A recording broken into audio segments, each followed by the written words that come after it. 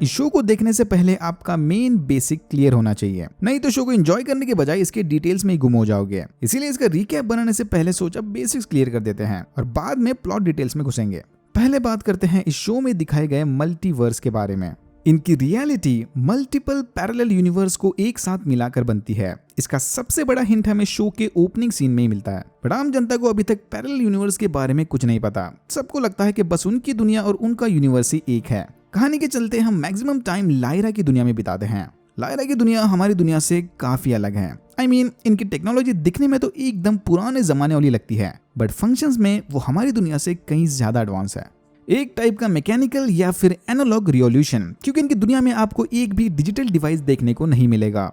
Even इनकी electricity भी हमारी इलेक्ट्रिसिटी से काफी अलग है। ये लोग उसे एम्बासिटी बुलाते हैं। Parallel world, parallel reality. Apart from technology, इनकी दुनिया में सबसे बड़ा चेंज है इंसानों के साथ कनेक्टेड डीमंस। शैतानों वाला डीमन नहीं, यहाँ डीमन का मतलब भी एकदम अलग है। लायरा की दुनिया में हर एक इंसान की आत्मा या फिर साइंटिफिक भाषा में उसका इनर सेल्फ एक जानवर या फिर डीमन का रूप लेता है। हर डीमन अपने इंसान के साथ लाइफ टाइम के लिए कनेक्टेड हो जाता है। इन डीमंस के पास अपनी खुद की सोच या फिर कॉन्शियसनेस होती है। मतलब ये ऐसे ही कोई पालतू जानवर नहीं, वो आपके साथ बात भी कर सकते हैं। उनकी पर्सनैलिटी आपकी पर्सनैलिटी से लिंक होती है। बच्चों के साथ रहने वाले डीमंस जब चाहे तब अपना शेप या फिर स्पीसीज बदल सकते हैं। बट जैसे ही वो बच्चे बड़े हो जाए, उनके डीमंस उनकी पर्सनैलिटी को मैच करने वाले एनिमल का फाइनल फॉर्म ले लेते हैं। इस फाइनल फॉर्म में आने के बाद या सेटलिंग वाले प्रोसेस के बाद डीमंस अपना रूप नहीं बदल सकते। सुनने में बड़ा कूल लग रहा है ना? वेल, उतना ही प्रॉब्लमेटिक भी है। हर एक इंसान और उसके डीमन को हमेशा एक दूसरे के करीब होना पड़ता है। अगर उससे उसके डीमन को अलग किया जाए तो दोनों को जान का खतरा भी हो सकता है। अगर आपके डीमंस को चोट पहुंचाई जाए तो उसका दर्द आपको भी होगा। इसीलिए लायरा की दुनिया में कुछ लोग डीमंस को अपना बेस्ट पार्टनर समझते हैं, तो वहीं कुछ लोग उसे अपनी कमजोरी मानते हैं। बट इस दुनिया में डीमंस सिर्फ इंसानों के पास नहीं होते, बल्कि विचेस या फिर जादूगरनियों के पास भी अपने डीमंस हैं। यस, इस शो में विचेस भी हैं। रुको जरा, सब्र करो, और भी बहुत कुछ आना है। सारे के सारे विचेस जवान और निहायती खूबसूरत फीमेल्स हैं, जो हजारों साल जिंदा रहने के बाद भी कभी बूढ़े नहीं होते। विचेस में एक और चीज कॉमन है, इनके डीमंस हमेशा बर्ड या फिर परिंदे ही होते हैं। अब क्योंकि बर्ड्स हमेशा आपके साथ नहीं रह सकते, इसीलिए विचेस के डीमंस ने उनकी बॉडी से दूर रहना सीख लिया था। इसीलिए विचेस के डीमंस उनसे जितना चाहे उतना दूर उड़ के जा सकते हैं। ये यूजुअली अपने डीमंस को दुश्मन पर नजर रखने या दोस्तों तक खबर पहुंचाने के लिए यूज करते हैं। ओह बाय द वे, अपने डीमंस के साथ साथ ये खुद भी उड़ सकते हैं। और भी बहुत पावर्स हैं इनमें। फास्ट स्पीड, टेलीपैथी, फ्यूचर में झांकना और खुद को दूसरों की नजर में इनविजिबल बनाना वगैरह। इनके बाद दूसरी सबसे इंपॉर्टेंट प्रजाति है आर्मर्ड बेयर्स, कवच पहने भालू। आर्मर्ड बेयर्स दिखने में तो आम पोलर बेयर्स की तरह ही हैं, बट डीमंस की तरह ही इनके पास भी अपनी खुद की कॉन्शियसनेस और स्पीकिंग एबिलिटीज हैं। ये बेयर्स निहायती टैलेंटेड लोहार हैं, ह्यूमन से कहीं ज्यादा स्किल्ड। जिस तरह ह्यूमंस और विचेस के बीच डीमंस का इंपॉर्टेंस है, उसी तरह इन आर्मर्ड बेयर्स के बीच उनका आर्मर या फिर कवच इंपॉर्टेंट है। वो अपने आर्मर को अपनी आत्मा की तरह मानते हैं। ये अपनी लोहार वाली स्किल्स की मदद से खुद अपना आर्मर बनाते हैं, और इनका आर्मर स्काई आयन नामी एक बहुत ही रेयर और मजबूत धातु से बनता है। अच्छे लोहार होने के साथ साथ आर्मर्ड बेयर्स अच्छे लड़ाकू भी हैं। Usually armoured bears Arctic region में अपनी अलग सोसाइटी बनाकर रहते हैं, बट अगर उन्हें कुछ गलत काम कर दिया तो उनका राजा उन्हें सोसाइटी से बाहर निकाल देगा। सोसाइटी से तड़ी पार होना किसी भी आर्मर्ड बेयर के लिए सबसे शर्मनाक बात है। लायरा की दुनिया में ऐसे बहुत सारे स्पीशीज और रेसेस मौजूद हैं। विचेस के साथ साथ एंजल्स भी हैं भाई, बट अभी ज्यादा डीप में नहीं जाते हैं। जैसे जैसे शो में उनका इंट्रोडक्शन होगा उस वक्त उनके बारे में डिटेल में बात करेंगे। फिलहाल तो बस मेन एलिमेंट्स पर ही ध्यान देंगे। चलिए अब बात करते हैं गोल्डन कंपस या फिर एलिथियोमीटर के बारे में। देखने में ये तो एक आम कंपस की तरह ही दिखता है, बट इसमें 2 एडिशनल पॉइंटर्स और लोकेशन साइंस की जगह सिंबल्स बने हैं। अगर आप एलिथियोमीटर को ठीक से पढ़ना सीख जाएं तो इसकी मदद से किसी भी सवाल का जवाब ढूंढ सकते हो या फिर सच का पता भी लगा सकते हो। सिंपल भाषा में ये एक analogue search engine on steroids है। इसके 3 पॉइंटर्स की मदद से अपना सवाल इंटर करना, फिर ये कंपास 4th पॉइंटर और सिंबल्स की मदद से आपको जवाब दे देगा। बट इसे यूज करना और पढ़ना इतना आसान नहीं है, इसके लिए बहुत स्टडी और ट्रेनिंग लगती है। बट लायरा इसे बिना किसी ट्रेनिंग के बावजूद भी हाथ में उठाते ही पढ़ना सीख जाती है, विच मीन्स इसका और भी कुछ डीप सुपरनैचुरल कनेक्शन है। सुपरनैचुरल मतलब डस्ट के साथ connection. Dust his dark materials की स्टोरी का बहुत ही इंपॉर्टेंट पार्ट है। वाह, धूल के ऊपर किताबें छाप दी। Not exactly. डस्ट ऐसे स्पेशल पार्टिकल्स हैं जो अपने आप को मैच्योर्ड कॉन्शियसनेस के साथ अटैच करते हैं। सिंपल भाषा में लायरा की दुनिया में हर एक एडल्ट ह्यूमन की बॉडी के आसपास डस्ट पार्टिकल्स अट्रैक्ट होते हैं। इन डस्ट पार्टिकल्स को स्पेशल फोटो लेने वाली मेथड्स के थ्रू देखा जा सकता है। अब क्योंकि डस्ट पार्टिकल्स सिर्फ अडल्ट ह्यूमन से अट्रैक्ट होते हैं, बच्चों से नहीं, इसकी मदद से आपको ह्यूमंस और डीमंस के बीच का कनेक्शन भी पता चल सकता है। एलिथोमीटर में लगा वो फोर्थ पॉइंटर डस्ट की मदद से ही काम करता है। सो टेक्निकली ह्यूमंस के साथ डस्ट कम्युनिकेट कर सकती है एंड वाइस वर्सा। लायरा की दुनिया में डस्ट की खोज बोरिस रूसेको ने की थी, इसीलिए इसे यहाँ रूसेको पार्टिकल्स के नाम से भी बुलाया जाता है। सो डस्ट का कनेक्शन कॉन्शियस के साथ है, इसीलिए इनकी दुनिया के चर्च डस्ट को बुरा मानते हैं और इसका कनेक्शन सीधा एडम ईव और उनके एप्पल खाने वाले इंसिडेंट के साथ करते हैं। बाइबल के अनुसार ह्यूमंस का किया सबसे पहला और ओरिजिनल सिन या फिर ओरिजिनल गुनाह, उन्हें लगता है कि उसके पीछे डस्ट और ह्यूमंस कॉन्शियसनेस का कोई हाथ था। तो इस हिसाब से लायरा की दुनिया वाले चर्च भी क्रिश्चियनिटी को प्रैक्टिस करते हैं और क्योंकि वो डस्ट के अपोज में है, इसीलिए वो डस्ट की खोज करने वाले रिसर्चर्स और साइंटिस्ट के भी पूरी तरह से खिलाफ में हैं और इसीलिए इनकी स्टोरी में द होली चर्च या मैजिस्टेरियम बहुत ही बड़ा रोल प्ले करता है।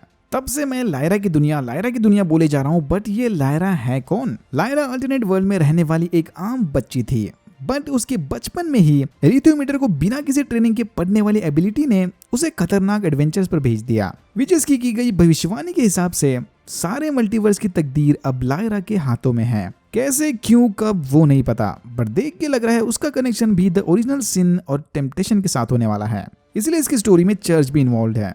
माना कि मैक्सिमम टाइम हम लायरा की दुनिया में बिताने वाले हैं, बट ये कहानी सिर्फ लायरा की दुनिया की नहीं बल्कि सारे मल्टीवर्स से कनेक्टेड है। इसी मल्टीवर्स में हमारी दुनिया को रिप्रेजेंट करते हैं विलियम पेरी। विल की दुनिया बिल्कुल हमारी दुनिया जैसी है, तो उसके बारे में ज्यादा बात करने की कोई खास जरूरत नहीं। बस इतना समझ लो कि सारी मल्टीवर्स का फ्यूचर अब इन दोनों बच्चों के भरोसे है। सीजन 1 की शुरुआत अल्टरनेट वर्ल्ड में लायरा बेलाक्वा से होती है। लायरा को उसके अंकल यानी लॉर्ड एजरियल ने बचपन में ही ऑक्सफोर्ड में मौजूद जॉर्डन कॉलेज के हवाले कर दिया था ताकि वो यहाँ के स्कॉलर्स के साथ पढ़ लिख कर बड़ी हो सके। लायरा यहाँ पर अपने डीमन पैन और बेस्ट फ्रेंड रॉजर के साथ रहती है। एजरियल ने अपनी सारी जिंदगी डस्ट और मल्टीवर्स की खोज में लगा दी, इसलिए इसके बाद बच्चे संभालने का टाइम नहीं।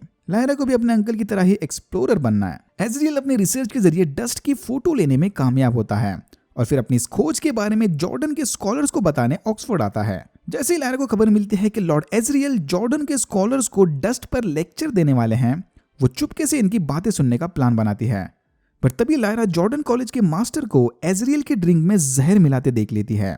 कहा था ना ये लोग डस्ट की न्यूज को बाहर आने नहीं देंगे, बट समय रहते लायरा एजरियल को वो जहरीली ड्रिंक पीने से रोक लेती है और उसे मास्टर की करतूतों के बारे में बताती है। एजरियल लायरा को अपने मास्टर पर नजर रखने के लिए कहता है और इससे पहले कि इसका लेक्चर शुरू हो वो उसे पास वाले कंटेनर में छुपा देता है। अपने प्रेजेंटेशन के दौरान एजरियल सारे स्कॉलर्स को डस्ट से रिलेटेड 2 बड़े सबूत दिखाता है। पहला कि डस्ट अरोरा या फिर नॉर्दर्न लाइट्स के जरिए इनकी दुनिया में एंटर करती है और ये सिर्फ और सिर्फ अडल्ट ह्यूमन से ही अट्रैक्ट होती है, बच्चों से नहीं। दूसरी फोटो होती है आसमान में बसे शहर की।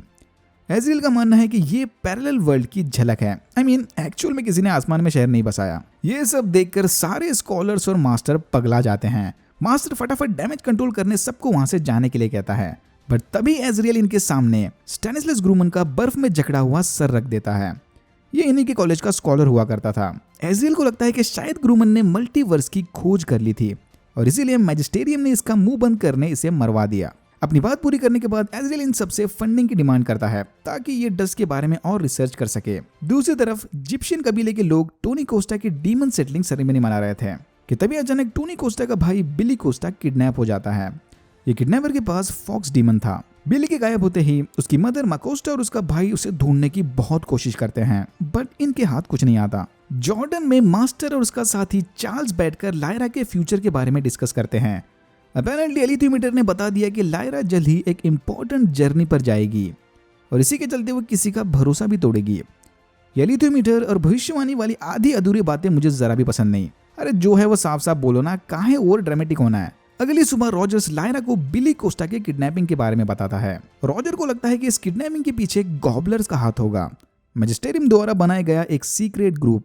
बट लायरा का मानना है कि ये गॉबलर्स वगैरह कुछ रियल नहीं, सब मन घड़त कहानियों का हिस्सा है।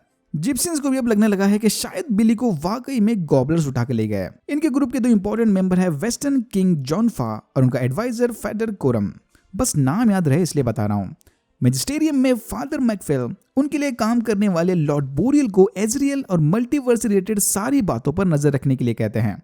आई नो, अजीब अजीब नाम है सारे। डिनर के दौरान लायरा की मुलाकात मरीसा कोल्टर से होती है, जो इसे अपने साथ नॉर्थ चलने का न्योता देती है। लायरा को शुरू से ही एडवेंचर्स पर जाने का बड़ा शौक था, इसीलिए वो फौरन मिसेस कोल्टर का ऑफर एक्सेप्ट कर लेती है, सिर्फ एक शर्त के साथ, इनके साथ रॉजर भी आएगा। थोड़ा समझा बुझाने के बाद मिसेस कोल्टर ये शर्त भी मान लेती है, बट तभी रॉजर्स को वो फॉक्स डीमन वाला आदमी किडनैप कर लेता है। अगली सुबह लायरा जाकर ये खबर मास्टर को देती है कि वो जॉर्डन को छोड़कर मिसेस कोल्टर के साथ नॉर्थ जाने वाली है। मास्टर को इस बात से कोई प्रॉब्लम नहीं, बट ये लायरा को अपने साथ एलिथियोमीटर लेके जाने को कहता है। इनकी दुनिया में ऐसे बस 6 ही एलिथियोमीटर हैं और उनमें से एक अब लायरा की जिम्मेदारी होगी। लायरा समझ जाती है कि रॉजर को भी शायद गॉबलर उठा ले गए। मिसेस कोल्टर इससे वादा करती है कि लंदन पहुंचते ही ये लोग रॉजर की तलाशी शुरू कर देंगे। फिर हम देखते हैं कि जिप्सियंस भी इनके साथ ही पीछे पीछे नॉर्थ के लिए निकले हैं। देख के लग रहा है कि शायद रॉजर के किडनैपर भी उसे वहीं लेकर जा रहे हैं। Everything is connected. Lord boreal Oxford जाकर जॉर्डन के मास्टर से मिलते हैं, जो यहाँ पर ग्रूमन का कटा हुआ सर देखने आए थे, बट मास्टर उसे इसकी परमिशन नहीं देते। यहाँ से निकलकर लॉर्ड बोरियल एक पोर्टल के थ्रू अल्टरनेट वर्ल्ड में जाते हैं। वो दुनिया बिल्कुल हमारी दुनिया जैसी दिखती है। लॉर्ड बोरियल ग्रूमन की तलाश करने यहाँ पर थॉमस नामी एक बंदे को हायर करते हैं। ये ग्रूमन का कनेक्शन शायद दोनों वर्ल्ड्स के साथ है। लंदन पहुंचते ही लायरा समझ जाती है कि मिसेस कोल्टर मैजिस्टेरियम के साथ मिलकर काम कर रही है। लायरा चुपके से मिसेस कोल्टर और फादर मैकफील की बातें सुन रही थी, तभी कोल्टर इसे पकड़ लेती है और फादर मैकफील के वहां से जाने के बाद इसके डीमन को दबोचकर उसे पनिशमेंट देती है। यहाँ गुस्से में मिसेस कोल्टर के मुंह से एक सीक्रेट निकल जाता है कि लॉर्ड एजरियल लायरा के अंकल नहीं बल्कि उसके फादर हैं। लायरा पर चिल्लाने के बाद मिसेस कोल्टर जाकर रॉजर, बिली और दूसरे किडनैप बच्चों से मिलती है। अपेरेंटली इन सारी किडनैपिंग के पीछे इसी का हाथ था। लायरा को भी घर की तलाशी लेते वक्त पता चल गया कि Mrs Coulter general oblation board of London नामी किसी सीक्रेट ग्रुप के साथ इन्वॉल्व है। फिर घर में चली एक पार्टी के दौरान जर्नलिस्ट एडेल लायरा को बताती है कि ये general oblation board of London ही गॉबलर्स हैं। ये सुनते ही लायरा वहां से भाग जाती है, तो दूसरी तरफ लॉर्ड बोरियल एडेल के डीमन को दबोचकर उन दोनों को मार देते हैं। तभी लायरा को एक गॉबलर उठा लेता है, बट बिली का भाई टोनी कोस्टा उसे बचाकर अपने साथ जिप्सियंस के पास लेकर जाता है। ये जिप्सियंस भी सीक्रेटली गॉबलर्स का पीछा कर रहे थे ताकि इनके थ्रू वो किसी तरह बिली तक पहुंच सके। अब लायरा और जिप्सियंस साथ मिलकर बच्चों को बचाएंगे। जॉर्डन की तलाश लेते वक्त मिसेस कोल्टर को पता चल गया कि लायरा के पास एक एलिथियोमीटर है। फिर उसे ढूंढने लायरा के पीछे 2 रोबोटिक कीड़े भेजती है। इन स्पाई फ्लाइज के अंदर इविल स्पिरिट्स कैद होते हैं और इसी की मदद से ये काम करते हैं। इनका काम है अपने शिकार को ढूंढना और वापस आकर उसकी इन्फॉर्मेशन अपने ओनर तक पहुंचाना। अगर किसी ने इन स्पाई फ्लाइज को मारने या फिर तोड़ने की कोशिश की तो उसके अंदर कैद इविल स्पिरिट या फिर बुरी आत्मा बाहर निकलकर सामने आने वाले पहले शख्स को मार देगी। सो या प्रिटी बैडएस। लॉर्ड बोरियल को पता चल गया कि अल्टरनेट वर्ल्ड में ग्रूमन का नाम जॉन पेरी है। 13 साल पहले कर्नल जॉन पेरी अचानक गायब हो गए। फिलहाल इसके घर में उसका बेटा और मेंटली इल बीवी रहते हैं। यस, बेटा मतलब विलियम पेरी। मतलब ग्रूमन एक्चुअल में इस दुनिया का निवासी है। वो लायरा की दुनिया से यहाँ नहीं आया था, बल्कि इस दुनिया से किसी तरह ट्रेवल करके लायरा की दुनिया में पहुंच गया था। लायरा ऑलरेडी अपने पापा का सच जानकर परेशान थी कि तभी उसके ऊपर एक और बम फूटता है। मकोस्टा इसे बताती है कि मिसेस कोल्टर लायरा की मम्मी है। एजरियल और कोल्टर का अफेयर चला था, जिसके बाद लायरा पैदा हो गई। फिर कोल्टर के हस्बैंड और एजरियल के बीच चले कॉन्फ्लिक्ट में हस्बैंड एजरियल के हाथों मारा गया, इसीलिए एजरियल ने लायरा को जॉर्डन के हवाले कर दिया था। अरे बेचारी लायरा। लायरा से मिली इन्फॉर्मेशन के मुताबिक टोनी और उसका दोस्त बेंजामिन मिसेस कोल्टर के घर तलाशी लेने जाते हैं। यहाँ कोल्टर के स्टडी रूम में इन्हें सारे किडनैप बच्चों के नाम मिलते हैं, इंक्लूडिंग बिली कोस्टा। बट तभी वहां पर मिसेस कोल्टर आ जाती है। टोनी तो बच के निकल गया, बट बेंजामिन नहीं बच पाता। मिसेस कोल्टर से अपने सच को छुपाने बेंजामिन अपनी खुद की कुर्बानी देता है। दूसरी तरफ जिप्सियंस के कैंप में लायरा समझ गई कि वो बिना किसी ट्रेनिंग के एलिथियोमीटर को पढ़ सकती है। ये अपने नए स्किल्स को ट्राई करने टोनी और बेंजामिन का हाल पूछती है। तभी एलिथियोमीटर इन्हें बताता है कि Benjamin is no more. Seriously man, I think Lyra की जिंदगी में खुशी लिखी ही नहीं है। एक गुड न्यूज मिल गई कि वो एलिथियोमीटर पढ़ सकती है, बट साला वो गुड न्यूज भी इसे पहली न्यूज बैड दे रही है। तभी मिसेस कोल्टर के भेजे वो स्पाई फ्लाइज इस पर हमला करते हैं। फादर कोरम किसी तरह एक फ्लाई को पकड़ लेते हैं, बट दूसरा वहां से भागने में कामयाब हो गया। मतलब मिसेस कोल्टर को अब लायरा की लोकेशन पता चलेगी। फिर वहां पर टोनी आकर सबको गुड न्यूज और बैड न्यूज देता है। गुड न्यूज के वो सही रास्ते पर है और बैड न्यूज के बेंजामिन अब नहीं रहा। बट लायरा ने ऑलरेडी बेंजामिन की मौत के बारे में फादर कोरम को बता दिया था। कोरम ये बात फौरन जाकर जॉन फा को बताता है कि लायरा बिना किसी ट्रेनिंग या बुक्स के नेचुरली एलिथियोमीटर पढ़ सकती है, विच मीन्स कि लायरा अपने इस टैलेंट से इन्हें सीधा बिली और बाकी बच्चों तक पहुंचाएगी। लायरा और जिप्सियन बच्चों की तलाश करते हुए ट्रोलेसन पहुंचते हैं। यहाँ रहने वाले मैजिस्टेरियम के मेंबर्स लोरिक बेनिसन नामी एक आर्मर्ड बेर को अपने इशारों पर नचा रहे हैं। लोरिक को किसी वजह से उसके सोसाइटी से निकाल दिया था, जिसके बाद मैजिस्टेरियम ने उसका आर्मर छीनकर उसे अपने लिए काम पर लगा दिया। लोरिक की तलाश में यहाँ पर लीज कॉस्बी नामी एक एरोनॉट भी आया था। जल्द ही इन सारों की तकदीरें आपस में मिलने वाली हैं। फादर कोरम जानते हैं कि मैजिस्टेरियम के साथ चली इस लड़ाई में इन्हें सुपरनैचुरल मदद लगेगी, इसीलिए वो अपनी एक्स गर्लफ्रेंड जो कि विच है उसे कांटेक्ट करके मदद मांगते हैं। सेरेफिना पेकाला यहाँ खुद नहीं आती, बट अपना डीमन भेजकर इनसे वादा करती है कि वो इस लड़ाई में जिप्सियंस के साथ हैं। इस लड़ाई में लोरिक भी इनके बहुत काम आएगा, बट जिप्सियंस का मानना है कि लोरिक जैसा तड़ी पार बैर भरोसे के लायक नहीं, बट लायरा को लोरिक पर पूरा भरोसा है। लायरा एलिथ्योमीटर की मदद से लोरिक को उसके आर्मर की लोकेशन बताती है और बदले में लोरिक इनका साथ देने के लिए तैयार होता है। जल्द ही लीज कॉस्बी भी इनकी टीम को ज्वाइन करता है, बट दोस्ती खाते में नहीं, पैसे के बदले। करंट सिचुएशंस के चलते हुए मैजिस्टेरियम कोल्टर को गॉबलर्स की लीडरशिप से हटाने की प्लानिंग करते हैं, बट तभी कोल्टर इन्हें बताती है कि लॉर्ड एजरियल इसके कब्जे में है। टेक्निकली लॉर्ड एजरियल आर्मर्ड बेर्स के कब्जे में है। बेर के राजा लोफर रैकिंसन ने इसके कहने पर एजरियल को कैद कर लिया। अगर मैजिस्टेरियम कोल्टर को सारी अथॉरिटी देते हैं तो वो बदले में एजरियल को इनके हवाले कर देगी। बदले में से एक और चीज चाहिए। ये मैजिस्टेरियम के एलिथ्योमीटर रीडर से एक सवाल पूछना चाहती है। सवाल बड़ा सीधा है, Who is लायरा बलाकवा? मैडम जी को बच्ची में इंटरेस्ट आने लग गया। ये रीडर के बड़े बुरे दिन चले हैं, क्योंकि लॉर्ड बोरियल भी इसे अपना सवाल पूछने के लिए ब्लैकमेल करते हैं। लॉर्ड बोरियल को एलिथ्योमीटर से वो सब जानना है जो ग्रूमन को अपनी रिसर्च के जरिए पता चला था। यहाँ से निकलकर कोल्टर सीधा जाकर लूफर से मिलती है। अगर लूफर कोल्टर के साथ काम करने के लिए तैयार होता है तो वो बदले में उसे बैप्टिज्म के जरिए मैजिस्टेरियम को ऑफिशियल मेंबर बना देगी। तो भालू साहब को इंसान बनने का शौक है। बच्चों की तलाश में नॉर्थ जाते वक्त लायरा को उसका एलिथ्योमीटर पास वाले फिशिंग विलेज जाने को कहता है। अपेरेंटली लायरा को वहां पर कोई घोस्ट मिलेगा। पहले तो जिप्सियंस इसे किसी भी साइड क्वेस्ट पर जाने की परमिशन नहीं देते, बट फाइनली लायरा लोरिक के साथ वहां चली जाती है। उधर अल्टरनेट वर्ल्ड में लॉर्ड बोरियल और उसका पार्टनर कॉन्स्टेंटली पेरिस के घर पर नजर रखे हुए हैं। विल की मम्मी भाप लेती है कि कोई इनका पीछा कर रहा है और इन पर कॉन्स्टेंटली अपनी नजर लगाए बैठा है, बट विल को लगता है कि शायद इसे फिर से दिमाग का दौरा पड़ गया। लॉर्ड बोरियल को पूरा यकीन है कि ये जॉन पेरी एक ग्रूमन सीक्रेटली दोनों दुनिया में जिंदगी जी रहा था। उसे मल्टीवर्स के बारे में जो भी पता चला होगा उसके सबूत इसके घर में मिल सकते हैं। बोरियल का शक बिल्कुल सही है। जॉन ने अपनी बीवी एलेन को बहुत सारे लेटर्स लिखे थे, उसमें कोई क्लू मिल सकता है। एलेन उन लेटर्स के बारे में अपने बेटे विल को बताती है। फादर कोरम फाइनली अपनी एक्स यानी सेरेफिना पेकाला से मिलते हैं। कहा था ना कि विचेस हमेशा जवान रहते हैं। विल ये लोग यहाँ पर आगे आने वाली बड़ी जंग के बारे में बात कर रहे थे। बात अब बस कुछ किडनैप बच्चों की नहीं रही। सेरेफिना इसे बताती है कि जिस एजरियल को ये लोग पागल समझ रहे थे वो बिल्कुल सही रास्ते पर है।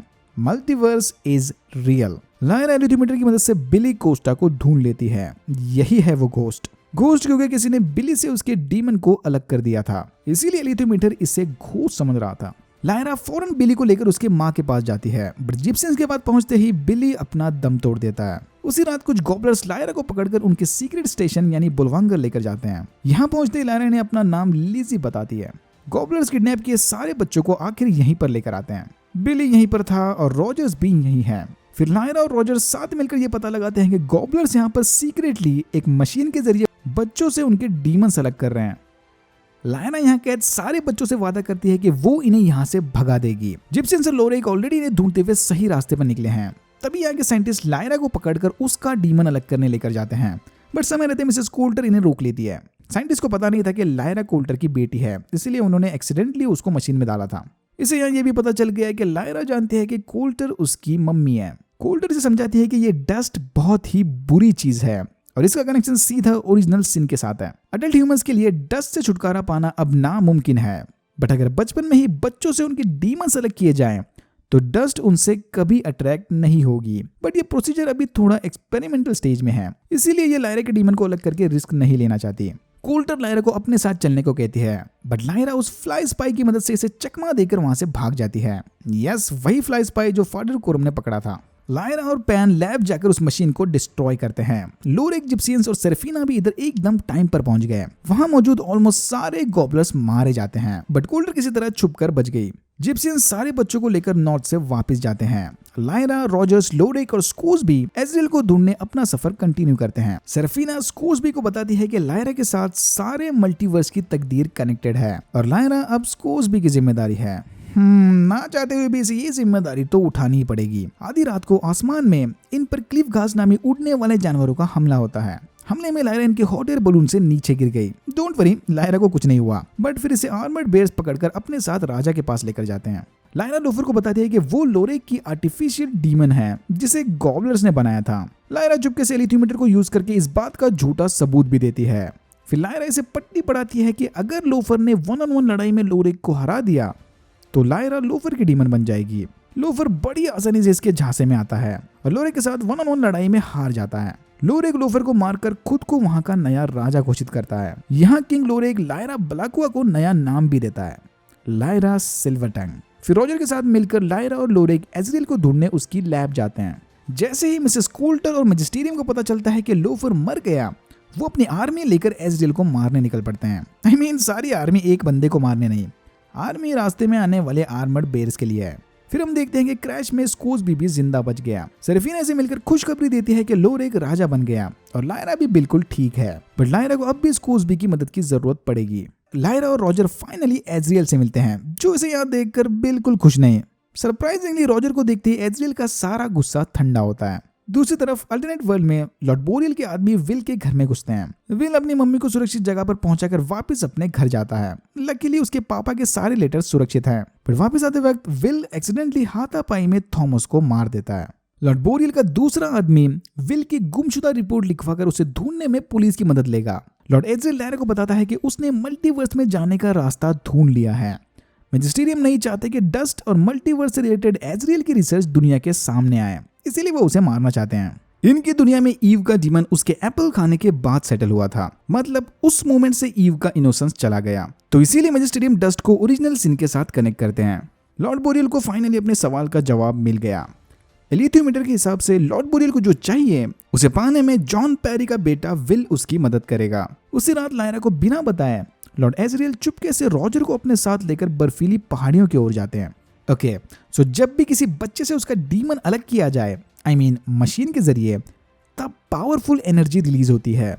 लॉर्ड एजरियल इसी एनर्जी की मदद से मल्टीवर्स का दरवाजा खोलना चाहता है। ये रॉजर को अरोरा या फिर नॉर्दर्न लाइट्स के सोर्स के पास लेकर जा रहा है, ताकि वो वहां पर रॉजर की कुर्बानी देकर उससे निकली एनर्जी से मल्टीवर्स का दरवाजा खोल सके। अब समझा ये रॉजर को देखकर इतना खुश क्यों हो गया था। लायरा समझ जाती है कि रॉजर की जान खतरे में है, बट वो समय रहते उसे बचा नहीं पाती। लॉर्ड एजरियल रॉजर की कुर्बानी देकर मल्टीवर्स का दरवाजा खोल देता है। तभी वहां पर कोल्टर और मैजिस्टेरियम की आर्मी भी आती है, बट इन्हें भी आने में बहुत देर हो गई। मल्टीवर्स के दरवाजे पर लॉर्ड एजरियल की मुलाकात कोल्टर से होती है। ये इसे अपने साथ एडवेंचर पर चलने को कहता है, बट कोल्टर के मना करने के बाद एजरियल अकेला ही अंदर जाता है।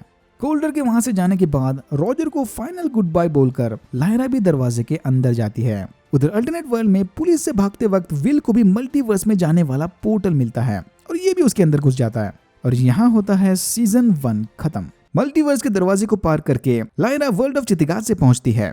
ये वही शहर है जो लायरा ने लॉर्ड एजरियल के फोटो में देखा था, the city in the sky. थोड़ा घूम फिर के जांच करने पर लायरा समझ जाती है कि ये शहर बिल्कुल सूना पड़ा है। देख के लग रहा है कि यहाँ के निवासी किसी कारण इधर से जल्दी जल्दी में भाग गए। कहीं इसके पीछे भी लॉर्ड एजरियल का हाथ तो नहीं। उधर लायरा की दुनिया में मैजिस्टेरियम के कार्डिनल मल्टीवर्स के दरवाजे को बंद करने की मांग करते हैं, बट फादर मैकफेल का मानना है कि ऐसा करना चर्च की इमेज के लिए हानिकारक हो सकता है। फिर ये डिसाइड होता है कि मिसेस कोल्टर अपने इंटरोगेशन स्किल्स की मदद से मैजिस्टेरियम के कब्जे में पड़ी एक विच से मल्टीवर्स की सारी सच्चाई उगलवा लेगी, क्योंकि विचेस को पहले से ही मल्टीवर्स के बारे में जानकारी थी। फाइनली विल और लायरा एक साथ आते हैं। विल लायरा के बोलने वाले डीमन को देखकर हैरान है, तो लायरा विल को बिना किसी डीमन के देख के हैरान है। लायरा को लगता है कि शायद विल भी किसी घोस्ट की तरह सोल लेस बंदा है, बट फिर विल इसे भरोसा दिलाता है कि he is a good boy. वो भी लायरा की तरह ही किसी दूसरी दुनिया से आया है, ऐसी दुनिया जहाँ पर इंसानों के पास उनके अपने बोलने वाले डीमंस नहीं होते। फिर ये दोनों साथ मिलकर शहर की तलाशी लेने का प्लान बनाते हैं। दूसरी तरफ मिसेस कोल्टर एक विच की बॉडी से क्लाउड पाइन ट्री के टुकड़े निकालकर उसे टॉर्चर करती है, मल्टीवर्स के बारे में इंफॉर्मेशन उगलवाने। विचेस इन्हीं मैजिकल ब्रांचेस की मदद से हवा में उड़ते हैं। दूसरी तरफ लायरा और विल की मुलाकात वहां के 2 लोकल बच्चों से होती है, एंजेलिका और पाउला। ये बच्चे इन्हें बताते हैं कि यहाँ के सारे एडल्ट स्पेक्टर्स के डर से भाग गए या फिर उनका शिकार हो गए। स्पेक्टर्स बच्चों पर हमला नहीं करते, वो बस अडल्ट ह्यूमंस की आत्माएं खाते हैं। ये लड़कियां विल और लायरा को थोड़ा बहुत खाना देकर वहां से अपने रास्ते चले जाते हैं। देख के लग रहा है कि लायरा और एंजेलिका की आपस में बिल्कुल नहीं जमने वाली। लियाना मॉर्मंट वर्सेस वुल्वरीन जूनियर, काफी मजा आने वाला है। ली स्कोल्सबी सेरेफिना और उसके क्लैन के विचेस को अपनी आगे की प्लानिंग बताता है। इसका मानना है कि ग्रूमन के पास एक ऐसा स्पेशल ऑब्जेक्ट है जिसकी मदद से वो लायरा की हिफाजत कर सकता है। अगर स्कोल्सबी को स्पेशल ऑब्जेक्ट या हथियार चाहिए तो उसे पहले ग्रूमन को ढूंढना पड़ेगा। तभी वहां पर दूसरे क्लैन की रानी क्वीन स्काडी आकर सेरेफिना से मदद मांगती है कि मैजिस्टेरियन ने इनकी एक विच को किडनैप कर लिया और उसे छुड़ाने में इसे इनकी क्लैन की मदद चाहिए। बट सेरेफिना की करंट प्रायोरिटी लायरा मतलब उनकी प्रोफेसी है। स्काडी को अकेले ही मैजिस्टेरियम से लड़ना होगा। मिसेस कोल्डर के सामने वो विच हार मान लेती है और उसे धीरे धीरे इनकी प्रोफेसी के बारे में बताने लगती है।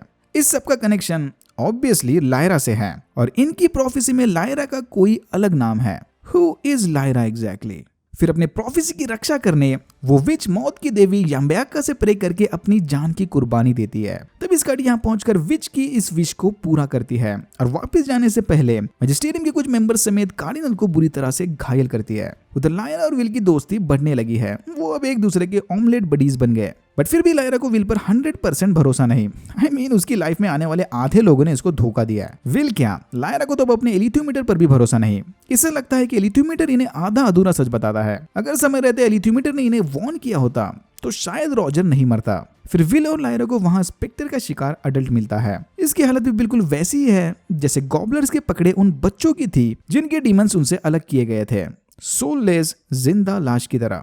तभी इन्हें एक बिल्ली की चिल्लाने की आवाज आती है। इस बिल्ली को एंजेलिका और शहर के दूसरे बच्चे परेशान कर रहे थे, बट पैन अपना रूप बदलकर बच्चों को वहां से भगा देता है। आई थिंक ये वही बिल्ली है जिसका पीछा करते हुए विल ने मल्टीवर्स का पोर्टल ढूंढा था। लगता है इस बिल्ली पर भी नजर रखनी पड़ेगी। स्काडी के हमले में कार्डिनल बुरी तरह घायल हो गए थे, बट वो अब भी जिंदा है। यहाँ मिसेस कोल्टर फादर मैकफेल को एक ऑफर देती है। कोल्टर कार्डिनल को मार देगी। सबको लगेगा कि ये अपने इंजुरीज की वजह से मर गया। इसके मरने के बाद मैजिस्टेरियम फादर मैकफेल को नया कार्डिनल बना देंगे। फिर ये दोनों जितनी चाहे उतनी मनमानी कर सकते हैं। दूसरी तरफ विल और लायरा को पता चलता है कि थोड़े लैंग्वेज डिफरेंसेस और टेक्नोलॉजी को छोड़कर इनकी दुनियाएं बिल्कुल एक जैसी हैं। जैसे ही विल इसे बताता है कि इसकी दुनिया वाले ऑक्सफोर्ड में भी एक जॉर्डन जैसी यूनिवर्सिटी है, लायरा विल की दुनिया में जाने की जिद करती है। लायरा को लगता है कि शायद विल की दुनिया के स्कॉलर्स इसे डस्ट के बारे में कुछ बता सकें। विल इससे वादा करता है कि सुबह होते ही वो लायरा को अपनी दुनिया वाले ऑक्सफोर्ड लेकर जाएगा। तभी हम बाहर स्पेक्टर की पहली झलक देखते हैं, जो आजादी से अपने नेक्स्ट शिकार की तलाश में घूम रहा था। इतना होने के बावजूद भी लायरा को विल पर पूरा भरोसा नहीं, इसीलिए वो फाइनली एलिथ्योमीटर की मदद से विल का कैरेक्टर चेक करती है। एलिथ्योमीटर इसे बताता है कि विल ने हाल ही में एक मर्डर किया है, बट विल बैड मर्डरर नहीं बल्कि यूरिक की तरह एक गुड मर्डरर है। विल बाहर बैठा अपने पापा के लेटर्स पढ़ रहा था कि अचानक उसे सटन नाइफ के विजन्स आते हैं। देख के लग रहा है कि वो नाइफ सामने वाले टावर में है। विल अपना कंट्रोल खोकर उस टावर की ओर खिंचा जा रहा था कि तभी पीछे से इस पर स्पेक्टर हमला करता है और यहाँ होता है एपिसोड 1 खत्म। एपिसोड 2 की शुरुआत में हम देखते हैं कि विल एकदम ठीक है। शायद स्पेक्टर्स ने इसे बच्चा समझकर छोड़ दिया होगा। पिछली रात क्या हुआ था वो तो शायद अब आगे ही समझेगा। वादे के मुताबिक विल लायरा को अपनी दुनिया वाले ऑक्सफोर्ड लेकर जाता है और इस दुनिया में एंटर करते ही लायरा एक तेज गाड़ी से टकरा जाती है। लायरा की दुनिया में गाड़ियां इतना तेज नहीं चलते, इसे और भी बहुत कुछ सीखने की जरूरत है। फिर हम देखते हैं कि लॉर्ड बोरियल चुपके से दोनों बच्चे पर नजर रखे हुए हैं। लायरा फौरन समझ जाती है कि ये दुनिया बस दिखने में इसकी दुनिया जैसी है, वो भी बस थोड़ी सी। बट अनफॉर्चुनेटली विल की दुनिया में जॉर्डन कॉलेज जैसी कोई जगह नहीं। दूसरी तरफ लायरा की दुनिया में कार्डिनल स्टूरॉक की मौत के बाद फादर मैकफेल मैजिस्टेरियम का नया एक्टिंग कार्डिनल बनता है। सबको लगता है कि स्टूरॉक की मौत वाकई में क्वीन स्काडी की वजह से हुई थी। फ्यूनरल के दौरान मैकफिल सबसे वादा करता है कि इसकी कीमत सारे विचेस को चुकानी पड़ेगी। दूसरी तरफ विल लायरा की मरम पट्टी करके उसे स्मार्टफोन पर ज्ञान देता है, बट लायरा के मुताबिक उसका एलिथ्योमीटर विल के स्मार्टफोन से कहीं ज्यादा कूल है। तभी लायरा से बोलती है कि एलिथ्योमीटर ने इसे बताया कि विल एक गुड काइंड ऑफ मर्डरर है। लायरा के मुंह से मर्डरर वर्ड सुनते ही विल बहुत गुस्सा होता है। फिर विल लायरा को वहीं छोड़कर अपनी मम्मी का हाल देखने जाता है। प्लान के मुताबिक ये दोनों फिर से शाम 5 बजे बोटानिक गार्डन्स की लोकेशन पर मिलेंगे। ये गार्डन्स इन दोनों के वर्ल्ड्स में सेम जगह पर मौजूद हैं। विल के जाने के बाद लायरा टाइम पास करने पास वाले पिट रिवर्स म्यूजियम जाती है, जहां उसे लॉर्ड बोरियल मिलता है। ये दोनों म्यूजियम में खड़े होकर ट्रिपैनिंग स्कल्स के बारे में बात करते हैं। ट्रिपैनिंग मतलब अपनी खोपड़ी में होल्स बनाना। बोरियल का मानना है कि इस होल्स बनाने वाले रिचुअल को आज भी कुछ लोग फॉलो करते हैं। वाह क्या बात है, खोपड़ियों को लेकर बॉन्डिंग बन रहा है इनका। यहाँ लॉर्ड बोरियल लायरा को अपना नाम चार्ल्स बताकर उसे विजिटिंग कार्ड देता है, जस्ट इन केस अगर लायरा को इन खोपड़ियों या अदर एंटीक चीजों के बारे में कुछ और जानकारी लगे। लायरा भी इसे अपना नाम लिजी बताकर उसका बिजनेस कार्ड एक्सेप्ट करती है। फिर लायरा एलियोमीटर की मदद से विल के दुनिया वाले स्कॉलर का पता ढूंढती है। ऐसा स्कॉलर या ऐसी स्कॉलर जिसे डस्ट के बारे में सब कुछ बता सके।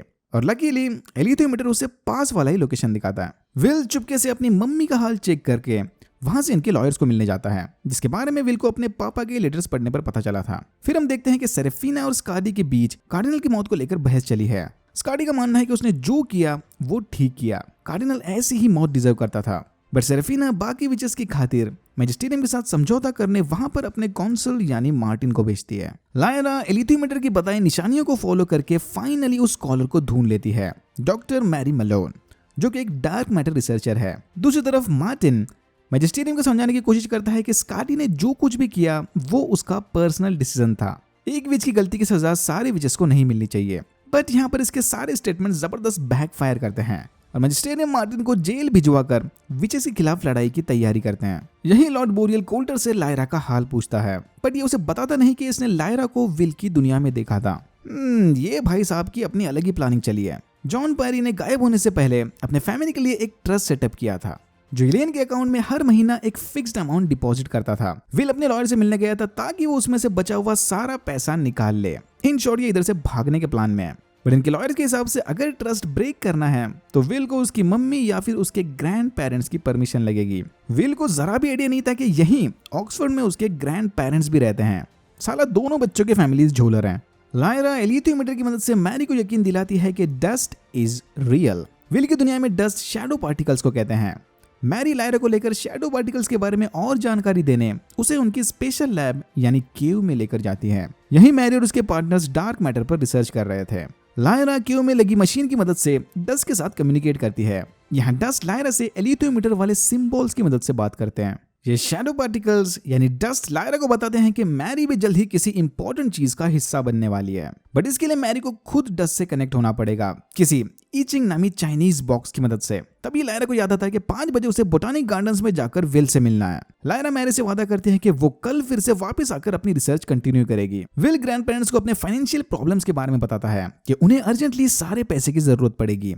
बट उसके ग्रैंडफादर को लगता है कि विल ये सब उसकी मम्मी के कहने पर कर रहा है। साफ समझ में आ रहा है कि ग्रैंड पेरेंट्स की इलेन से बिल्कुल नहीं बनती, शायद इसीलिए उनसे अलग है। तभी विल का ग्रैंडफादर चुपके से वॉल्टर्स को कॉल करके विल की लोकेशन बताता है। विल भांप लेता है कि उसके ग्रैंड पेरेंट्स पुलिस के साथ मिले हुए हैं और फिर उन्हें चकमा देकर वहां से भाग जाता है। दूसरी तरफ मिसेस कोल्टर मैकफेल को बताती है कि अगर उसे वाकई में कार्डिनल बनना है तो इन विचेस के खिलाफ कोई बड़ा फैसला लेना होगा ताकि उसे फुल इंटरनल सपोर्ट मिले। बोटानिक गार्डन्स में लायरा विल को समझाती है कि उसे विल की नहीं बल्कि अब विल को लायरा की मदद की जरूरत पड़ेगी। एलियोमीटर के हिसाब से विल के फादर जिंदा हैं और एलियोमीटर कभी झूठ नहीं बोलता।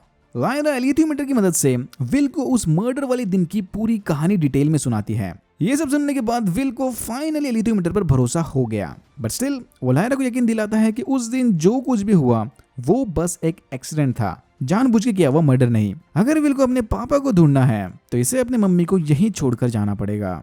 There is no other option. Mary उसके कलीग को लायरा और डस्ट वाले एक्सपेरिमेंट के बारे में बताती है। बट ऑलिवर को लायरा से ज्यादा फंडिंग की चिंता है, क्योंकि अगर इन्हें रिसर्च कंटिन्यू करनी है तो पहले फंडिंग लगेगी। फिर मिसेस कोल्टर को पता चलता है कि उस रात लायरा भी इनके साथ उस पहाड़ी पर थी। मतलब लायरा एजरियल का पीछा करते हुए किसी दूसरी दुनिया में चली गई। मैकफेल कुछ डॉक्यूमेंट साइन करके विचेस के खिलाफ अपना अटैक लॉन्च करता है, जिसके बदले मैजिस्टेरियम के मेंबर्स मैकफेल को ऑफिशियली इनका नया कार्डिनल चुनते हैं। मैजिस्टेरियम के शिप्स एक के बाद एक बम गिराकर विचेस के इलाके पर हवाई हमला करते हैं। अरे दीदी अब क्या हो गया, थोड़ी देर पहले तो बड़े फैंटम बन रहे थे। मैकफेल मिसेस कोल्टर को अपने रूम में बुलाकर उसे कार्डिनल बनने की खुशखबरी देता है। बट मिसेस कोल्टर से समझाती है कि भाई ये कार्डिनल वाली पोजीशन ब्लेसिंग नहीं बल्कि तुम्हारे लिए कर्ज की तरह है। मिसेस कोल्टर की वजह से ही मैकफेल इस पोजीशन पर पहुंच गया। बदले में इसे कोल्टर की मनमानी और सारे नखरे उठाने पड़ेंगे, सीधा सीधा ब्लैकमेल। इतना बोल के मरीसा कोल्टर वहां से लायरा को ढूंढने निकल पड़ती है और यहाँ होता है एपिसोड 2 खत्म।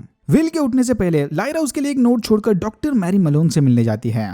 पैन को ये आइडिया बिल्कुल पसंद नहीं आता, क्योंकि एलियोमीटर के हिसाब से उन्हें विल के पापा को ढूंढने में उसकी मदद करनी चाहिए। बट लायरा के हिसाब से डस्ट के बारे में इंफॉर्मेशन इकट्ठा करना इज मोर इम्पोर्टेंट, वरना रॉजर्स की कुर्बानी वेस्ट हो जाएगी। फिर हम देखते हैं कि ग्रूमन जिंदा है, जो अपने रिंग की मदद से ली स्कोसबी को अपनी ओर बुलाता है, मतलब उसके टाउन की डायरेक्शन में।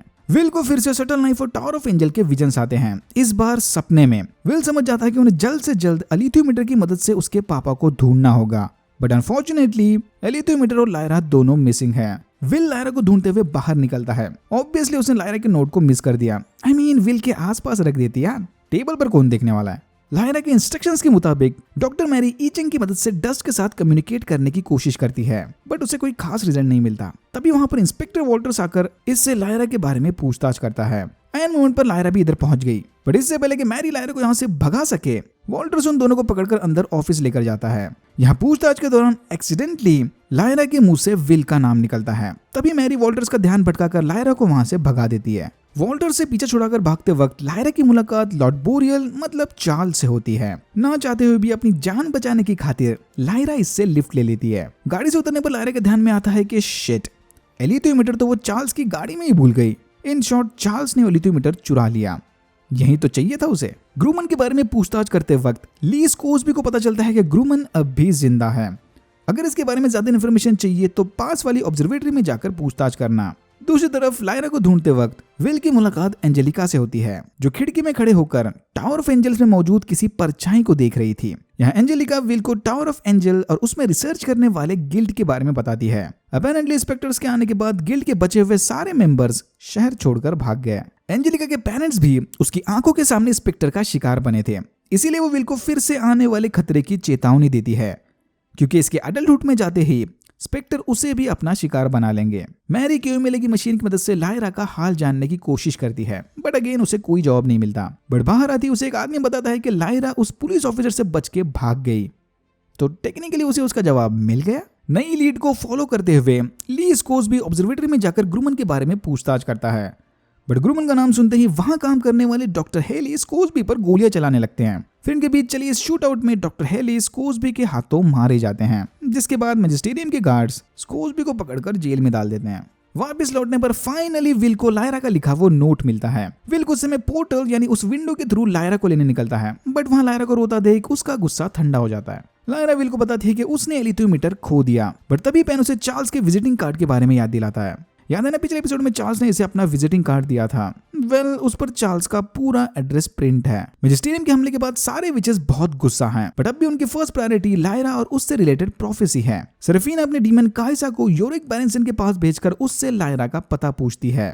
यहाँ योरिक काइसा को बताता है कि लायरा अपने पापा का पीछा करते हुए उस विंडो के थ्रू किसी पैरेलल वर्ल्ड में चली गई। इत्तेफाक से मरीसा कोल्टर भी उसी टाउन में रुकती है जहाँ ली स्कोर्सबी कैद है। स्कोर्सबी के बारे में पता चलते ही कोल्टर फौरन उससे पूछताछ करने जेल जाती है। पहले तो ये स्कोर्सबी को टॉर्चर करके उससे इन्फॉर्मेशन निकलवाने वाली थी, बट जल्दी वो समझ जाती है कि बिल्कुल उसी की तरह ही स्कोर्सबी के पेरेंट्स भी एकदम जालिम थे। कोई इन्फॉर्मेशन तो नहीं मिली, बट एक बात साफ हो गई, ये दोनों लायरा से अपने अपने स्टाइल में प्यार करते हैं। स्कोर्सबी चाहे मर क्यों ना जाए, वो लायरा के बारे में इसे कुछ नहीं बताने वाला। वापस होटल पहुंचने पर मिसेस कोल्टर को लॉर्ड बोरियल का भेजा लेटर मिलता है कि वो जानता है कि लायरा इस वक्त कहाँ है। फिर मिसेस कोल्टर जाकर स्कोर्सबी को जेल से भगाती है, क्योंकि इसे अच्छे से पता है कि स्कोर्सबी आखिरी सांस तक लायरा की हिफाजत करेगा। पर उससे पहले स्कोर्सबी को ग्रूमन चाहिए। इधर एक और बात नोटिस की, मिसेस कोल्टर का डीमन कभी भी बात नहीं करता। बाकी सारे डीमंस में तो स्पीकिंग एबिलिटीज हैं। पुलिस से बचने की खातिर विल और लायरा अंधेरा होने तक वेट करते हैं, मूवीज देखते हुए और पॉपकॉर्न खाते हुए। यहाँ लायरा विल को रॉजर की मौत के बारे में बताती है। उधर मैरी फाइनली ईचिंग बॉक्स और बुक की मदद से डस्ट को डिकोड करना सीखने लगती है। जब ये घर में लकड़ियों से खेल रही थी, तब क्यू में लगी वो मशीन उसके सवालों का जवाब दे रही थी। अंधेरा होते ही विल और लायरा जाकर चार्ल्स यानी बोरियल से मिलते हैं। वाह भाई, इस दुनिया में भी एकदम टिप टॉप घर है इसका। यहाँ लायरा को यकीन हो जाता है कि वाकई में बोरियल ने उसका एलिथोमीटर चुरा लिया था। लॉर्ड बोरियल ने बोलता है कि वो उन दोनों के असली नाम और आइडेंटिटीज अच्छे से जानता है। अगर लायरा को एलिथोमीटर वापस चाहिए और विल को पुलिस से बचना है, तो बदले में इसे टावर ऑफ एंजल में रखा सटल नाइफ लाकर दे दो। लॉर्ड बोरियल को उस नाइफ के बारे में मैजिस्टेरियम के एलिथोमीटर रीडर ने बताया था। ये दोनों इसका ऑफर एक्सेप्ट कर लेते हैं और यहाँ होता है एपिसोड 3 खत्म। एपिसोड 4 की शुरुआत में एक आवाज हमें the subtle knife, tower of angels, वहां रहने वाले गिल्ड, स्पेक्टर्स और सिटी ऑफ चित्तगाजे में हुए इवेंट्स के बारे में बताती है। 300 साल पहले फिलोसोफर्स के गिल्ड ने ऐसा नाइफ बनाया जो मल्टीवर्स के बीच रास्ता बना सकता था। इस सटल नाइफ के 2 अलग अलग एजेस हैं। एक एज से फैब्रिक ऑफ स्पेस को काटकर मल्टीवर्स के बीच विंडो बनाई जा सकती है, तो दूसरा एज यूनिवर्स में मौजूद ऑलमोस्ट हर एक ऑब्जेक्ट को बड़ी आसानी से काट देता है। इस नाइफ की मदद से इमोर्टल्स यानी अमर जीवों को भी मारा जा सकता है। सही इंसान के हाथ में यह सटल नाइफ ह्यूमैनिटी को बचा सकता है, वहीं गलत हाथ में यह सारे मल्टीवर्स की बैंड बजा सकता है। फिलोसोफर्स के गिल्ड ने खास इस नाइफ को छुपाने सिटी ऑफ चित्तगाजे में एक स्पेशल टावर बनाया था। The tower of angels. But धीरे धीरे गिल्ड उस नाइफ को अपने मतलब के लिए यूज करने लग गया। जब भी कोई सटल नाइफ का इस्तेमाल करके मल्टीवर्स के बीच विंडो बनाता है, स्पेक्टर नामी शैडो मॉन्स्टर्स आजाद हो जाते हैं। सीजन 1 के एंड में जब लॉर्ड एजरियल ने मल्टीवर्स के बीच वो बड़ी सी विंडो ओपन कर दी थी, उसके बाद ढेर सारे स्पेक्टर्स सिटी ऑफ चितगादजे में घुस गए। शहर के मैक्सिमम एडल्ट इंस्पेक्टर्स का शिकार बन गए और जो किसी तरह से बच गए वो शहर छोड़कर भाग गए। मतलब साला इस कांड के पीछे भी लॉर्ड एजरियल का ही हाथ था। दूसरी तरफ ग्रूमन फिर से उस रिंग की मदद से ली स्कोर्सबी को अपनी ओर खींचता है। फाइनली ली ग्रूमन के डीमन की मदद से उस तक पहुंच जाता है। ग्रूमन इसे बताता है कि ली यहाँ आया नहीं बल्कि लाया गया है। ग्रूमन ने ली के मदर की रिंग की मदद से उसे अपनी ओर बुलवाया था। ली फुल ऑन कंफ्यूज है कि इसके माँ की अंगूठी ग्रूमन के पास कहाँ से आई। ग्रूमन ने इसे यहाँ बुलवाया था ताकि वो सटल नाइफ और उसके नए बेरर को ढूंढकर लॉर्ड एजरियल के पास लेकर जाएं, ताकि फ्यूचर में आने वाली जंग में लॉर्ड एजरियल यानी इनकी साइड जीत सके। बट ली स्कोर्सबी इसे बोलता है कि उसे एजरियल की मदद करने में कोई इंटरेस्ट नहीं, वो यहाँ सिर्फ लायरा की सुरक्षा करने आया था। जो इंसान अपने काम के लिए लायरा जैसी बेटी को पीछे छोड़ दे, उसे उस इंसान की मदद नहीं करनी। ये बात सुनकर ग्रूमन बड़ा भावुक होता है, क्योंकि वो खुद भी एजरियल की तरह ही अपने बेटे विल को छोड़कर आया था। फिर इन दोनों के बीच एक डील होती है। अगर सटल नाइफ और उसके बेरर के मिलने के बाद ये लायरा को अपने प्रोटेक्शन में ले लेगा, तो ली इसके मिशन में एजरियल की मदद करने के लिए तैयार है। ग्रूमन इस ऑफर को फौरन एक्सेप्ट कर लेता है, बट साथ ही साथ उसे वार्निंग भी देता है कि चांसेस है कि ये सटल नाइफ को ढूंढने वाला सफर और सटल नाइफ का नया बेरर लायरा को और ज्यादा खतरों में डाल दे। उधर लायरा और विल किसी तरह टावर ऑफ एंजल में घुसकर द सटल नाइफ के पुराने बेरर को ढूंढ लेते हैं। यहाँ के एक लोकल लड़के ने इस पुराने बेरर को बांधकर उससे उसका नाइफ छीन लिया था। इससे पहले कि ये लोग पैराडीसे के हाथ पैर खोल दे, वहां पर वो लड़का आकर इन पर हमला कर देता है। फिर विल और टोलियो के बीच सटल नाइफ को लेकर लड़ाई होती है, जिसमें टोलियो विल की 2 उंगलियां काट देता है। विल किसी तरह अपनी बॉक्सिंग स्किल की मदद से टोलियो से नाइफ छीनकर उसे वहां से भगा देता है। बट फिर अपनी कटी हुई उंगलियों को देखकर विल बेहोश हो जाता है। होश आने पर पैराडीसे विल को बताता है कि द सटल नाइफ ने अब विल को अपना नया बेरर चुन लिया है।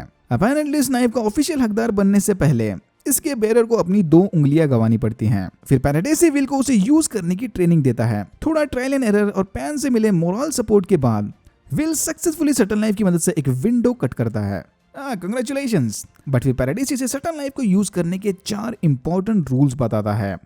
पहला, हमेशा ध्यान रखना कि तुम बनाई हुई विंडो को फिर से क्लोज कर रहे हो, ताकि और कोई इस विंडो की मदद से इधर उधर ट्रैवल ना कर सके। दूसरा, तुम्हारे सिवा किसी और को यह नाइफ यूज करने मत देना।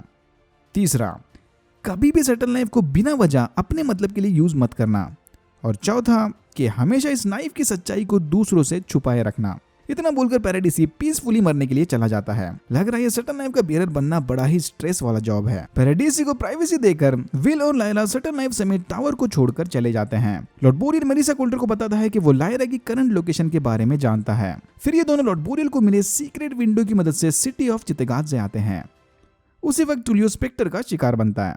फिर विल और लायरा डिसाइड करते हैं कि वो लॉर्ड बोरियल से अलियोमीटर चुरा लेंगे, क्योंकि ऑब्वियसली अब वो सटल नाइफ जैसा पावरफुल हथियार उसके हवाले नहीं कर सकते। उधर ली स्कोर्सबी और ग्रूमन साथ मिलकर अपने नए एडवेंचर पर निकलते हैं, जहां ग्रूमन अपने एयर बेंडिंग एबिलिटीज की मदद से ली के बलून को बूस्टेड स्पीड देता है। मिसेस कोल्टर को मिलने से पहले लॉर्ड बोरियल ने विल की दुनिया में जाकर मैरी और उसके पार्टनर को डिफेंस फंडिंग ऑफर की थी, ताकि ये दोनों मिलकर अपनी शैडो पार्टिकल यानी डस्ट की रिसर्च को कंटिन्यू कर सकें। पर डिफेंस फंडिंग का नाम सुनते ही मैरी लॉर्ड बोरियल को वहां से भगा देती है। लॉर्ड बोरियल को ऑफर ठुकराने के बाद मैरी फिर से केव में जाकर डस्ट से कम्युनिकेट करने की कोशिश करती है, और इस बार फाइनली डस्ट उसके सवालों का जवाब देती है, फुल एलेक्सा स्टाइल में। यहाँ डस्ट मैरी को बताते हैं कि shadow particles, dark matters, conscious सब एक ही हैं। इतना ही नहीं, डस्ट इसे बोलते हैं कि वो एंजल्स हैं। हाँ, सही सुना, एंजल्स। सीजन 1 वाले रिकैप में कहा था ना, इसमें आगे एंजल्स भी आएंगे। ह्यूमंस आज तक डार्क मैटर की पहेली को सुलझा नहीं पाए थे। अब क्योंकि मैरी जान चुकी है कि ये डार्क मैटर और स्पिरिट सब एक ही हैं, मतलब एंजल्स ने जानबूझकर अपना सीक्रेट इंसानों से छुपाए रखा और उन्हें तरक्की करने से रोक लिया। बट क्यों? ह्यूमन से इनकी क्या दुश्मनी? वेल, क्योंकि अपेरेंटली इन्हें ह्यूमन से बदला लेना है।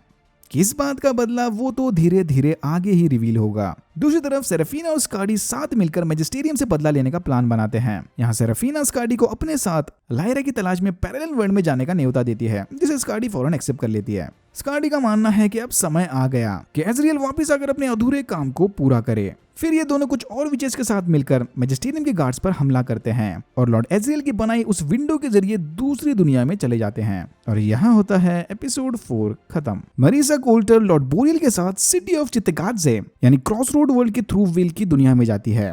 बोरियल इसे कॉफी ऑफर करके इस दुनिया के बारे में बताता है कि कैसे यहाँ के इंसानों के पास डीमंस नहीं होते, इधर की गवर्नमेंट कैसे काम करती है, करप्शन एंड ऑल, और कैसे उसने अपने कलेक्टर स्किल्स की मदद से इस दुनिया में अपनी आइडेंटिटी बनाई। इधर का माल उधर करके भाई करोड़पति बन गया। बट मरीसा को इसकी लाइफ और अचीवमेंट्स में कोई इंटरेस्ट नहीं, वो तो यहाँ बस लायरा के लिए आई है।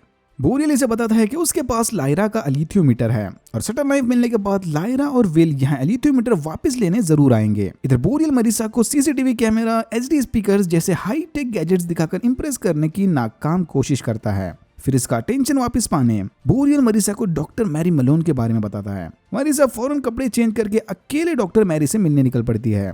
अकेले मतलब वो इवन अपने डीमन को तक साथ नहीं ले जाती। लॉर्ड बोरियल इधर ये देखकर हैरान है कि विचेस की तरह ही मरीसा कोल्टर भी अपने डीमन से अलग हो सकती है।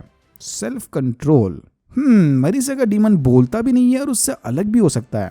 लगता है बेचारे पर बहुत एक्सपेरिमेंट्स हुए हैं। दूसरी तरफ विल और लायरा चित्तगात्जे में घूमते हुए विंडो ओपन करने की सही जगह ढूंढते हैं, ऐसी जगह जो सीधा इन्हें बोरियल के बेसमेंट में लेकर जाएगी। याद है ना, सारे वर्ल्ड्स पैरेलल में हैं, मतलब चित्तगात्जे की रियलिटी ऑक्सफोर्ड की रियलिटी के पैरेलल में है। इसीलिए अगर बोरियल के घर में घुसना है तो उसके घर की लोकेशन को इन्हें पहले चित्तगात्जे में मैप करना पड़ेगा। तभी इनकी मुलाकात एंजेलिका और पाउला से होती है, जो टूलियो की करंट कंडीशन का जिम्मेदार विल और लायरा को ठहराते हैं। अगर विल ने टूलियो से वो नाइफ नहीं छीना होता तो टूलियो स्पेक्टर्स का शिकार नहीं बनता। यस, टूलियो एंजेलिका का भाई है। एंजेलिका इनसे वादा करती है कि जल्दी इन्हें इसकी बड़ी कीमत चुकानी पड़ेगी। Can't wait for this moment. उधर मैजिस्टेरियम के लोग एजरियल की ओपन की विंडो को डिस्कस कर रहे थे।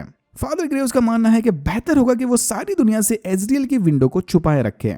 सीधा बोलो कि फेक न्यूज है। तभी इन्हें खबर मिलती है कि नॉर्थ में कुछ विचेस ने मैजिस्टेरियम के गार्ड्स पर हमला कर दिया और वो विंडो के थ्रू दूसरी दुनिया में भाग गए। मैकफेल इसका सारा गुस्सा बेचारे फादर ग्रेव्स पर निकालता है और उसे जेल भिजवाने के बाद एलिथियोमीटर रीडर से मरीसा कोल्टर का पता पूछता है। उधर Marisa Coulter doctor Mary Malone से मिलकर उसे लायरा और डस्ट के बारे में पूछती है। मरीसा इसे बताती है कि वो लायरा की मम्मी है और यहाँ पर लायरा के कारनामों के लिए इससे पर्सनली माफी मांगने आई है। मरीसा कोल्टर को यहाँ पर दो निहायत ही शॉकिंग न्यूज मिलते हैं। पहला कि लायरा नेचुरली एलिथियोमीटर पढ़ सकती है और दूसरा कि इस दुनिया के वुमेन्स अगर चाहें तो खुद भी स्कॉलर्स या डॉक्टर्स बन सकते हैं। क्योंकि मरीसा की दुनिया पूरी तरह से मेल डोमिनेंट है। वुमन चाहे कितनी भी होशियार क्यों न हो, अगर उसे तरक्की करनी है तो किसी मर्द का सहारा लगेगा। Thanks to Magisterium. ये सब सुनने के बाद मरीसा वहां से चली जाती है। मरीसा के जाने के बाद डॉक्टर मैरी उसे गूगल पर सर्च करती है, बट अनफॉर्चुनेटली उसे कुछ नहीं मिलता। बट तभी डस्ट इसे बताता है कि समय आ गया है कि मैरी एक सरपंच यानी सांप का रोल प्ले करे। सिंपल भाषा में मैरी को बोरियल के विंडो ढूंढकर लायरा और विल को बचाना है। इतना बोलकर डस्ट केओ में लगा सिस्टम बंद कर देते हैं। मरीसा वापस जाकर अपना सारा गुस्सा बोरियल पर निकालती है कि अगर वो इस दुनिया में होती तो वो भी डॉक्टर मैरी की तरह ही एक सक्सेसफुल पर्सन बन जाती। बट नहीं, वहाँ मैजिस्टेरियम उसे कभी अपने कदमों पर खड़ा होने नहीं देने वाले, क्योंकि वो एक वुमन है। तभी विल और लायरा सक्सेसफुली बोरियल के घर में जाने वाली जगह ढूंढ लेते हैं। विल एक छोटी सी विंडो ओपन करके देखता है कि लॉर्ड बोरियल एलिथियोमीटर के साथ सोफा पर बैठा है। अनफॉर्चुनेटली इन्हें ये नहीं पता कि वहां पर मरीसा कोल्टर भी मौजूद है। तो अब इनका प्लान यह है कि बोरियल को डिस्ट्रैक्ट करके बेसमेंट से बाहर निकालना, ताकि विल आसानी से एलिथियोमीटर को चुरा सके। लायरा बोरियल को डिस्ट्रैक्ट करने उसके घर के बाहर जाकर डोरबेल बजाती है। बोरियल के बाहर जाते ही विल विंडो ओपन करके इसके बेसमेंट में घुस जाता है। अंदर घुसते ही विल की नजर मिसेस कोल्टर पर पड़ती है। इससे पहले कि विल चुपके से वो एलिथियोमीटर चुरा ले, मरीसा का डीमन एलिथियोमीटर छीन लेता है। नीचे चले हंगामे को सुनकर लायरा और बोरियल भागते हुए बेसमेंट में आते हैं। यहाँ लायरा अपनी मम्मी को देखकर एकदम शॉक है। मिसेस कोल्टर से एलिथियोमीटर वापस लेने लायरा उसके डीमन पर अटैक करती है। दूसरी तरफ बोरियल विल को उसके मम्मी के नाम से ब्लैकमेल करके सटन लाइफ लेने की कोशिश करता है। विल गुस्से में बोरियल के कलेक्टिबल आइटम्स उसके सर पर फोड़ देता है और एलिथियोमीटर उठाकर लायरा के साथ वहां से भाग जाता है। वापस चित्तगात्जे लौटने पर लायरा विल से वादा करती है कि अब चाहे कुछ भी हो जाए वो विल के फादर को ढूंढ कर ही रहेंगे। फिर बोरियल मरीसा को बताता है कि चित्तगात्जे में जाकर लायरा को ढूंढना इतना आसान नहीं। वहां पर स्पेक्टर्स जैसे शैडो मॉन्स्टर्स हैं जो बस अडल्ट्स पर हमला करते हैं। बट मरीसा का मानना है कि अगर इन्होंने स्पेक्टर्स के बारे में सब कुछ जान लिया तो उन पर काबू किया जा सकता है। दूसरी तरफ मैरी बाइबल खोलकर सरपंच के बारे में पढ़ना शुरू करती है, वो एडम, ईव एंड एप्पल वाला सरपंच। मैरी ने अपना मन बना लिया। फिर ये अपने बहन को बताती है कि वो कुछ दिनों के लिए ऑक्सफोर्ड छोड़कर बाहर जा रही है। डर्स से मिली इन्फॉर्मेशन के मुताबिक मैरी बोरियल के विंडो तक पहुंच जाती है, जिसके बाहर एक गार्ड बैठा उसकी रक्षा कर रहा था। मैरी चार्ल्स का नाम लेकर गार्ड को डराने की कोशिश करती है। लकीली उसका तुक्का लग जाता है और गार्ड इसे मरीसा कोल्टर समझकर अंदर जाने देता है। डॉक्टर मैरी मलोन उस विंडो को क्रॉस करके सिटी ऑफ चितगात्जे आती है और यहाँ होता है एपिसोड 5 खत्म। चितगात्जे पहुंचकर विचेस आसमान में एंजल्स को देखते हैं। उन्हें लगता है कि शायद ये एंजल्स आने वाली लड़ाई में लॉर्ड एजरियल का साथ देने जा रहे हैं, इसलिए स्कार्डी उनके पीछे जाती है। दूसरी तरफ मैजिस्टेरियम का अलिथियोमीटर रीडर कार्डिनल मैकफिल को बताता है कि मिसेस कोल्टर लायरा की तलाश में गई है और लायरा प्रोफेसी में बहुत ही इंपॉर्टेंट रोल प्ले करेगी। इस प्रोफेसी में लायरा को स्पेशल नाम भी दिया गया है, इसके बारे में हम आगे बात करेंगे। लॉर्ड बोरियल और मिसेस कोल्टर लायरा की तलाश में चितगात्जे आते हैं। यहाँ मिसेस कोल्टर अपने अंदर की ह्यूमैनिटी को स्विच ऑफ करके स्पेक्टर्स को उसके काबू में करती है। मरीसा कोल्टर की विल पावर को देखकर लॉर्ड बोरियल काफी हैरान था कि तभी मिसेस कोल्टर लॉर्ड बोरियल को जहर देकर मार देती है। लॉर्ड बोरियल को इसे पहले ही लायरा के बारे में बता देना चाहिए था। बोरियल ने लायरा को सटल नाइफ ढूंढने अपने मकसद के लिए यूज किया था और बाद में मरीसा को लायरा के बारे में बताया। मिसेस कोल्टर अब इस पर भरोसा नहीं कर सकती। यही चितगात्जे में अपने भाई का बदला लेने एंजेलिका कुछ बच्चों को जमा करके विल और लायरा पर हमला करती है, बट तभी वहां पर सेरेफिना आकर इन्हें बचा लेती है। विल के हाथ का जख्म अब धीरे धीरे और ज्यादा इन्फेक्टेड होने लगता है। सेरेफिना और बाकी के विचेस वहां मौजूद जड़ी बूटियों को यूज करके विल का इलाज करने की कोशिश करते हैं, बट अगर जल्दी ठीक होना है तो इन्हें अपनी दुनिया वाले पावरफुल जड़ी बूटी की जरूरत पड़ेगी। लायरा के लाख बनाने के बावजूद भी विल को इन विचेस पर जरा भी भरोसा नहीं। तभी इन पर स्पेक्टर्स का हमला होता है। हमले में स्पेक्टर एक विच को अपना शिकार बनाने ही वाला था कि तभी विल सटल नाइफ की मदद से उन्हें वहां से भगा देता है। तो अडल्ट ह्यूमंस के साथ साथ अडल्ट विचेस भी स्पेक्टर्स का शिकार बन सकते हैं। एंजेलिका और पाओला चुपके से डॉक्टर मैरी को शहर में भटकते हुए देखते हैं। आई थिंक ये अभी तक स्पेक्टर्स का शिकार नहीं बनी क्योंकि सीक्रेटली एंजल्स इसकी रक्षा कर रहे हैं। मैरी को ऑलरेडी पता था कि पाओला और एंजेलिका चुपके से इस पर नजर रखे हुए हैं। फिर ये दोनों बच्चे मैरी को चितगात्जे में हुए हादसे के बारे में बताकर उसे इनकी देखभाल करने को कहते हैं। मैरी इन अकेले बच्चों का हाल देखकर बहुत भावुक होती है। ये दोनों इसे लायरा के बारे में भी बताते हैं कि इन्होंने उसे मारने की कोशिश की थी, बट तभी एक विच ने आकर उसे बचा लिया। लीज कोस्बी और जॉन पेरी भी एजरियल के विंडो को यूज करके चितगात्जे आ गए हैं। इनके पीछे मैजिस्टेरियम ने अपने कुछ एयर शिप्स भी भेजे थे। जॉन पेरी अपने पावर्स की मदद से 2 शिप्स को गिरा देता है, बट तभी आखिरी शिप में बैठा स्नाइपर बलून के गैस कैनिस्टर को निशाना बनाकर उन्हें क्रैश लैंड करवाता है। सेरेफिना चितगात्जे पर नजर रखने एक विच को भेजती है। फिर मिसेस कोल्टर स्पेक्टर्स की मदद से उस विच को टॉर्चर करके उससे लायरा के बारे में इंफॉर्मेशन उगलवाती है। ये मिसेस कोल्टर को बताती है कि लायरा प्रोफेसी का बहुत इंपॉर्टेंट हिस्सा है और वो आने वाली लड़ाई में ईव का रोल प्ले करेगी। यस, अगेन वही एडम एंड ईव वाली ईव। ये सुनने के बाद मरीसा उस विच के डीमन को स्पेक्टर के हवाले कर देती है। बलून के क्रैश होने के बाद मैजिस्टेरियम के गार्ड्स कोस्बी और जॉन पेरी के पीछे पड़ जाते हैं। लीज कोस्बी जॉन को वहां से भगाकर अकेला सारे गार्ड से लड़ने लगता है। धीरे धीरे वो गार्ड्स कोस्बी पर भारी पड़ने लगते हैं। फिर क्लाउड पाइन ट्री के टुकड़े की मदद से सेरेफिना को पुकारता है। सेरेफिना उसकी पुकार सुन तो लेती है, बट उसके वहां पहुंचने से पहले ही लीज कोस्बी दम तोड़ देता है। स्कार्डी एजरियल को ढूंढते वक्त कुछ क्लिफ घास को आने वाले वॉर के बारे में बात करता सुन लेती है। इन क्लिफ घास का मानना है कि शायद उस लड़ाई में एजरियल अथॉरिटी को हरा दे, बट लड़ाई जीतने के लिए उसे सटल नाइफ की जरूरत पड़ेगी। तभी विल को सपने में उसके फादर को ढूंढने के इंस्ट्रक्शंस मिलते हैं। विल लायरा को वहीं सोते हुए छोड़कर अकेला अपने फादर की तलाश में निकलता है। स्पेक्टर्स का खतरा एक तरफ और दोपहर की नींद एक तरफ। लगता है ये सारे पुणेकर हैं। दुपारची गोड झोप। एनीवेज, विल पेरी फाइनली अपने पापा से मिलता है, बट इनकी खुशी ज्यादा देर तक नहीं टिकती। जैसे ही जॉन पेरी को पता चलता है कि उसका अपना बेटा विल ही नाइफ बेरर है, वो उसे समझाता है कि चाहे कुछ भी हो जाए, विल को प्रोफेसी में अपना रोल निभाना ही पड़ेगा। तभी मैजिस्टेरियम का एक गार्ड जॉन पेरी को विल की आंखों के सामने मार देता है। मरने से पहले जॉन ने विल को बताया था कि लॉर्ड एजरियल को ढूंढने में एंजल्स इसकी मदद करेंगे। फिर विल अपने पापा का हुड पहनकर लायरा से मिलने जाता है। अनफॉर्चुनेटली विल के वापस आने से पहले ही मिसेस कोल्टर ने लायरा को किडनैप कर लिया। मैरी, एंजेलिका और पाओला को सेफ लोकेशन पर छोड़कर अपने पर्सनल एडवेंचर पर निकलती है। एंड सीन में हम देखते हैं कि लॉर्ड एजरियल अथॉरिटी के साथ होने वाली लड़ाई में एंजल से मदद मांगता है। एंजल्स एजरियल से वादा करते हैं कि आने वाली लड़ाई में वो इसके साथ हैं। फिर पोस्ट क्रेडिट सीन में हम देखते हैं कि लायरा किसी दूसरे डायमेंशन में जाकर रॉजर से मिलती है। और यहाँ होता है हिज डार्क मटेरियल सीजन 2 खत्म। अगर आपको वीडियो अच्छा लगा तो please like share and subscribe for more videos like this. मैंने ऐसे और भी वीडियोस बनाए जिनके लिंक्स आपको डिस्क्रिप्शन बॉक्स में मिल जाएंगे। Thank you very much for watching and I am hoping to see you in my next one.